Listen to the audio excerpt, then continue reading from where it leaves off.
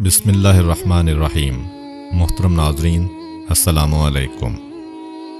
आज की वीडियो हज़रत ईसा अलैहिस्सलाम की ज़िंदगी के चंद वाक़यात और उनकी वालिदा माजिदा हज़रत मरियम अलैहिस्सलाम की वफ़ात के बारे में है। दरस व वाज़ की मजलिस थी। हज़रत ईसा अलैहिस्सलाम के हवारी इश्क व शौक़ से अपने उस्ताद के इर्द गिर्द बैठे हुए थे और जानो दिल की गहराइयों के साथ उनकी गुफ्तगू सुनने में महव थे। इस मजलिस में तमाम हवारियों ने हज़रत ईसा अलैहिस्सलाम की खिदमत अक़दस में अर्ज़ किया, ए राह हिदायत सिखाने वाले, हमें अपने वाज़ व नसीहत से बहरामंद करें। हज़रत ईसा अलैहिस्सलाम ने कहा, पैगम्बर खुदा जनाब मूसा अलैहिस्सलाम ने अपने असहाब से फरमाया, झूठी कसम मत खाएं, लेकिन मैं कहता हूँ कि कसम खा झूठी हो या सच्ची ना खाएं। उन्होंने अर्ज़ किया, हमें इससे ज़्यादा वाज़ व नसीहत करें।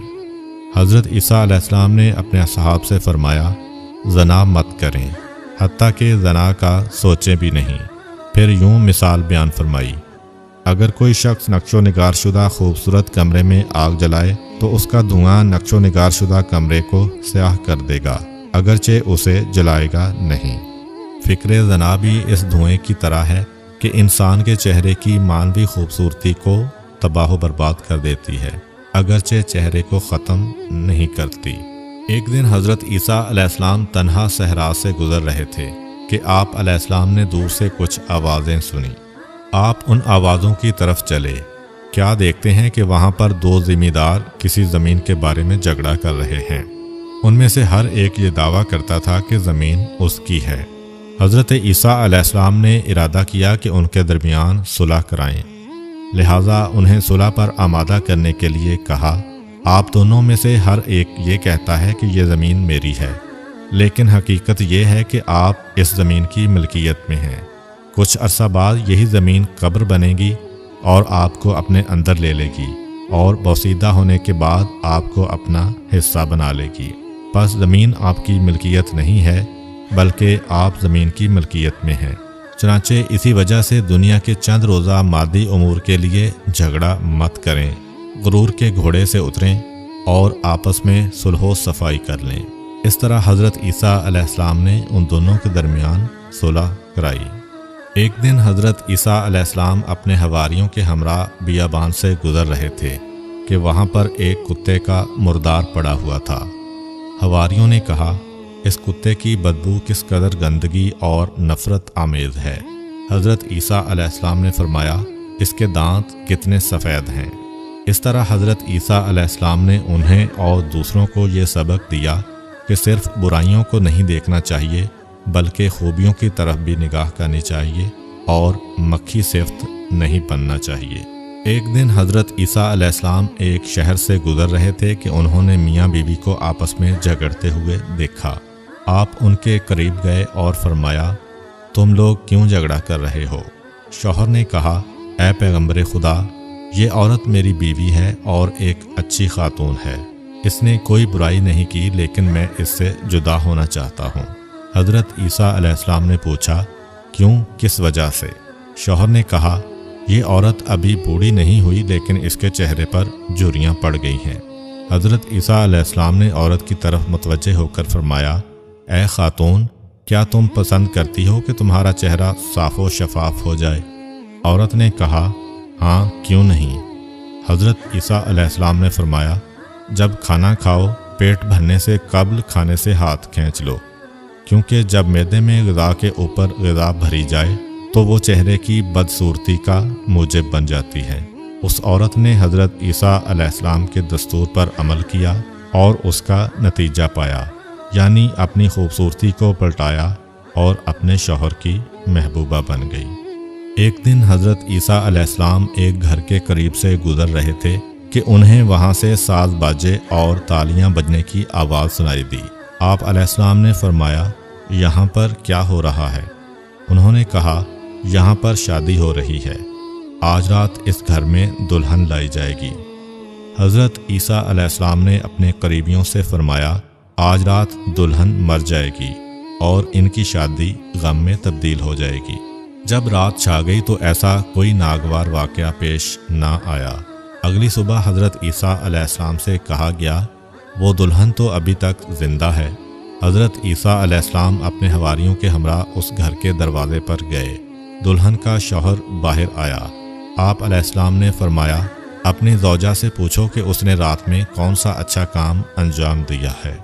وہ اپنی بیوی کے پاس گیا، اس سے پوچھا۔ بیوی نے کہا، ہر شب جمعہ ہمارے گھر ایک فقیر آتا ہے اور کھانے کو کچھ مانگتا ہے۔ گزشتہ شب وہ آیا، اس نے غذا مانگی، کسی نے اس کا جواب نہ دیا۔ فقیر نے کہا، میرے لیے کس قدر سخت ہے کہ میری بات نہیں سنتے، آج رات میرے اہل و عیال بھوکے رہیں گے۔ جب میں نے یہ سنا تو اپنی جگہ سے اٹھی، گھر میں موجود غذا سے کچھ غذا اسے دے دی۔ حضرت عیسیٰ علیہ السلام جو کہ وہاں پر موجود تھے، دلہن سے کہا، اپنی جگہ سے اٹھ کھڑی ہو۔ وہاں اٹھ کر ایک طرف ہوئی۔ اچانک وہاں پر موجود لوگوں نے اس کے بستر کے نیچے ایک بہت بڑا سانپ دیکھا جو اپنی دم اپنے منہ میں دبائے بیٹھا تھا۔ حضرت عیسیٰ علیہ السلام نے دلہن سے کہا، تم نے جو صدقہ دیا ہے اس کی وجہ سے اس سانپ کے نقصان سے محفوظ رہی ہو، ورنہ ہونا یہ تھا کہ یہ سانپ ڈنگ مار کر تمہیں موت کی نیند سلا دیتا۔ ایک دن حضرت عیسیٰ علیہ السلام اردن سے سرزمین بیت المقدس کی طرف گئے۔ سفر کے دوران میں اپنے ساتھیوں سے فرمایا، فلاں مقام پر ایک گدھا پھر رہا ہے، اسے یہاں پر لاؤ۔ ان کے ساتھی گئے اور گدھے کو لے آئے۔ حضرت عیسیٰ علیہ السلام اس پر سوار ہو کر شہر اورشلیم میں داخل ہوئے۔ وہاں پر کچھ مریضوں کی عیادت کی اور اذن خدا سے انہیں شفا دی۔ پھر بیت المقدس میں گئے۔ وہاں پر بعض لوگوں نے آپ علیہ السلام سے پوچھا، اے پیغمبر خدا، ہمیں یہ بتائیں کہ دنیا کا خاتمہ کیسے اور کب ہوگا؟ حضرت عیسیٰ علیہ السلام نے فرمایا، میں آپ لوگوں کو مطلع کر رہا ہوں کہ میرے بعد ایک پیغمبر آئیں گے، ان کا نام مبارک احمد ہے۔ اس بات کا ذکر قرآن پاک کی سورہ صف کی آیت نمبر 6 میں آیا ہے۔ انجیل میں یہ بشارت پارکلیت کے نام سے ہے، کیونکہ یونانی لغت میں اس کا معنی ہے تعریف کیا گیا، اور اس کے معادل لفظ احمد اور محمد صلی اللہ علیہ وآلہ وسلم ہے۔ اس کے ساتھ حضرت عیسیٰ علیہ السلام نے فرمایا، اس پیغمبر مرسل کے ایک فرزند حضرت مہدی علیہ السلام مخلوق خدا پر حجت خدا ہوں گے۔ وہ قیام کریں گے اور زمین کو اسی طرح عدل و انصاف سے بھر دیں گے جیسے وہ ظلم و جور سے پر ہو چکی ہوگی۔ میں اس زمانے میں آسمان سے اتروں گا اور میرا ظہور قیامت کی نشانی ہوگا۔ اسلامی روایات میں مذکور ہے کہ جب حضرت امام مہدی علیہ السلام ظہور فرمائیں گے تو حضرت عیسیٰ علیہ السلام بھی آسمان سے اتریں گے اور بیت المقدس میں حضرت مہدی کی امامت میں نماز پڑھیں گے۔ وہ حضرت کے یار و مددگار ہوں گے اور اپنے پیروکاروں کو ان کی راہبری قبول کرنے کی دعوت دیں گے، ان کی حکومت کے استحکام کا موجب بنیں گے۔ بیت المقدس کے مقام عفیق پر ان کے ہاتھ میں سامان جنگ ہوگا اور دجال کے قتل میں شریک ہوں گے۔ حضرت عیسیٰ علیہ السلام نے ایسے زمانے میں زندگی گزاری تھی کہ راہ ہدایت میں مصائب اٹھائے، لوگوں سے زخم زبان کھائے اور گالیاں سنیں، لیکن جب وہ اپنی والدہ ماجدہ جناب مریم علیہ السلام کے پاس آتے تو ان کے دل کو سکون مل جاتا۔ ماں کے حالات و بیانات حضرت عیسیٰ علیہ السلام کے غمزدہ دل پر شفا بخش مرہم کا کام کرتے تھے۔ ایسی ماں سراپائے نور تھیں، ان کی موجودگی سے انسان کو خدا یاد آ جاتا اور ہر قسم کے غم کو دل سے دھو ڈالتی۔ حضرت مریم علیہ السلام دن کے وقت صحرا اور کوہستان کی طرف تشریف لے جاتی، وہاں پر عبادت خدا اور راز و نیاز میں مشغول ہو جاتی۔ ایک دن وہ وادی دمشق میں پہاڑ کے دامن میں مشغول عبادت تھیں کہ تھک کر وہاں پر ہی سو گئیں تاکہ تھکاوٹ دور کر سکیں۔ اسی حالت میں دنیا سے چل بسیں۔ بہشتی حوریں ان کے پاس آئیں، انہیں غسل و کفن دیا اور ان کے اوپر ایک سفید کپڑا ڈالا۔ حضرت عیسیٰ علیہ السلام اپنی والدہ کے پیچھے آئے، کیا دیکھتے ہیں کہ وہ سوئی ہوئی ہیں اور ان کے اوپر ایک سفید کپڑا پڑا ہوا ہے۔ انہوں نے ماں کو بیدار نہ کیا، کافی دیر تک ان کے پاس ادھر ادھر چلتے پھرتے رہے، لیکن وہ بیدار نہ ہوئیں۔ ادھر نماز پڑھنے اور روزہ کھولنے کا وقت آ پہنچا، لیکن وہ پھر بھی بیدار نہ ہوئیں۔ وہ بڑے آرام سے ماں کے پاس آئے اور آواز دی، لیکن کوئی جواب نہ ملا۔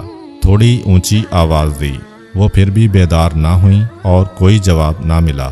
حضرت عیسیٰ علیہ السلام سمجھ گئے کہ ماں کی چھاؤں سے محروم ہو چکے ہیں۔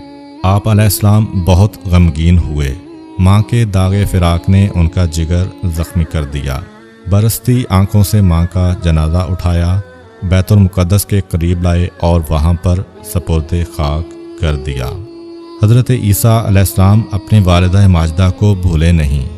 روح مادر کو خواب میں دیکھا تو خوش ہوئے اور پوچھا، مادر جان، آپ کی کوئی آرزو ہے؟